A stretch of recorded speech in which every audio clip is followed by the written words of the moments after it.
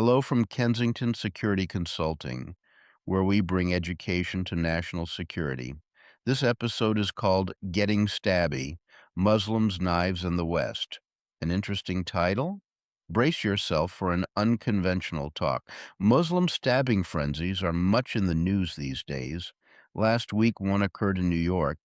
Mayor Mamdani explained, I have been briefed on today's horrifying stabbings on the Upper West Side, where an Asian man and a Jewish man were attacked.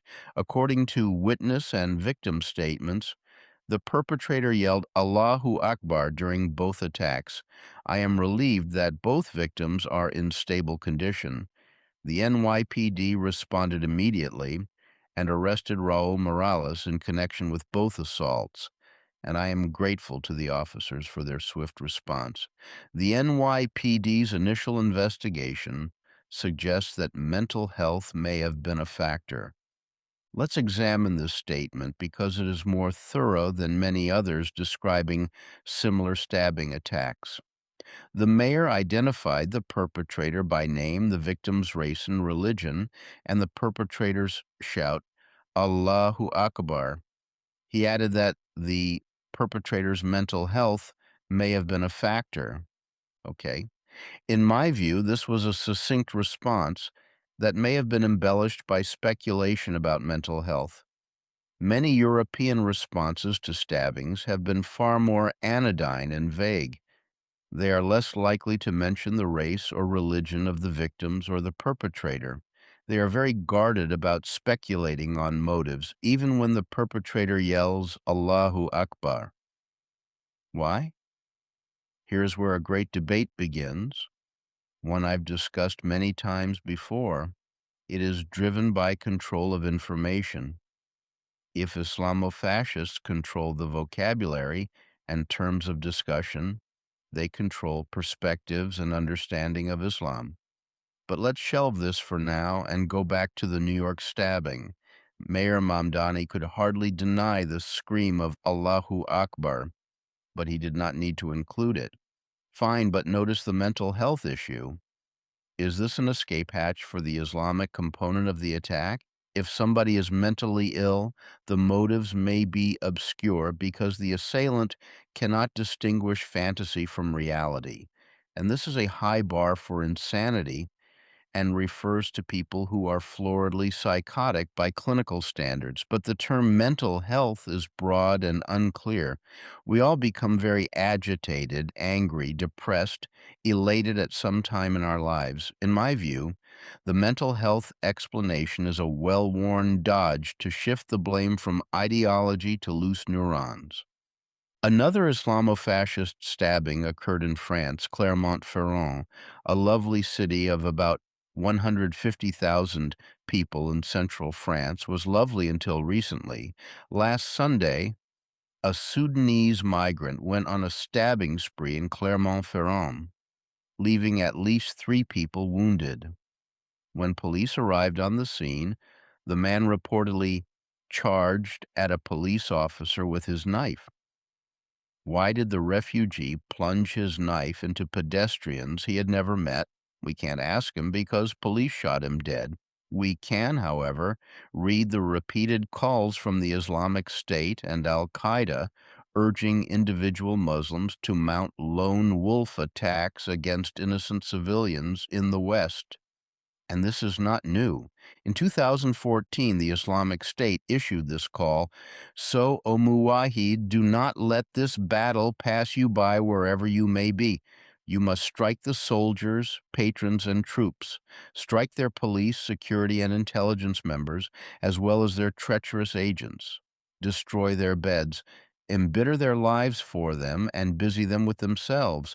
If you can kill a disbelieving American or European, especially the spiteful and filthy French, or an Australian or a Canadian, or any other disbeliever from the disbelievers waging war, including the citizens of the countries that entered into a coalition against the Islamic State, then rely upon Allah and kill him in any manner or way, however it may be.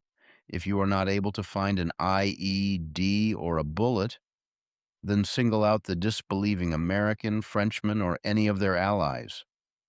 Smash his head with a rock, or slaughter him with a knife, or run him over with your car, or throw him down from a high place, or choke him, or poison him. This is typical speech from Islamo-fascists. Well, a filthy French policeman sent this stabber to paradise. I wrote a lot about this jihad and the West Black Flag over Babylon. There are still some copies left on Amazon, and now to Britain. Britain has long been a stabbing center in Europe. It was there that the term "getting stabby" was coined. Well, this has two meanings in merry old England: becoming irritable and unwanted knife activity. And there is plenty of unwanted slashing and plunging stainless steel activity in London.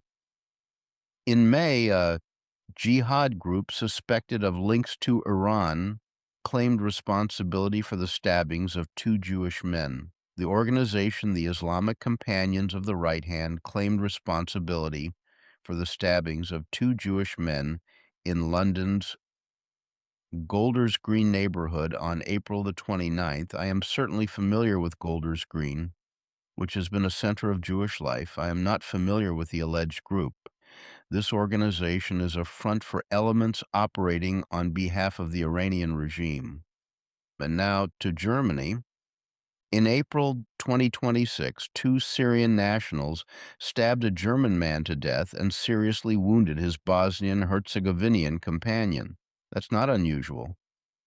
There are Muslim migrants killing people every day in Europe, just as Muslims in Europe are grooming young girls to become their sex slaves. However, I like Hugh Fitzgerald's take, who revealed the media's role in trying to conceal the perpetrator's religion. Remix News wrote, German authorities have arrested two Syrian nationals following a fatal knife attack in Pulheim, North Rhine-Westphalia, during the early hours of Sunday, April the 12th, 2026.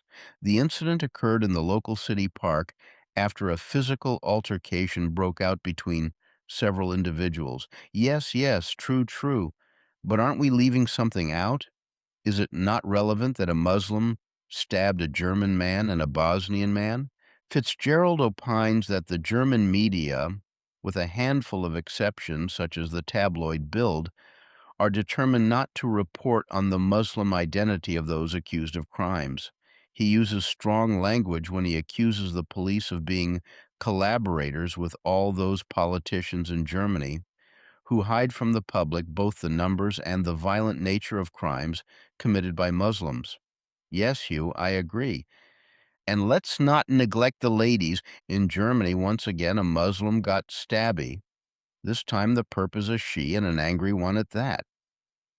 In April 2025, a Syrian ex-primary school teacher stabbed a girl in a playground and injured several young people. The reason? Allegedly insulting her own daughter. I want to kill this girl. This girl won't live long, was the Muslim woman's alleged battle cry before she stabbed her. Apparently, the sulfurous ex-schoolmarm was incensed that her daughter told a school friend that her mom hit her at home. So mom screamed in Arabic, I want to kill this girl. Sure.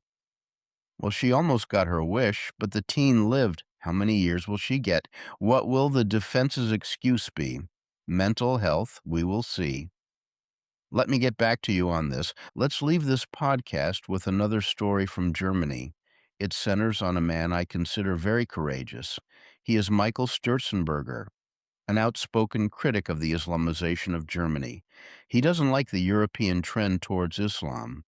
He particularly didn't like being stabbed a few years ago by a Muslim. The attack was captured on live stream video, and the assailant stabbed 5 others in a frenzied spree. Sturzenberger spoke out against it and other ill effects of the swarms of Muslim immigrants. And this is what got him in trouble. There is no First Amendment in Germany or other meaningful protections for free speech. His hate crime, brace yourself, he opined, political Islam is the greatest threat to our security and freedom. If the responsible politicians and the mass media do not finally recognize this, there will probably be many more victims. This earned him a €3,600 fine. Well, I could go on, but I think we have exhausted the topic.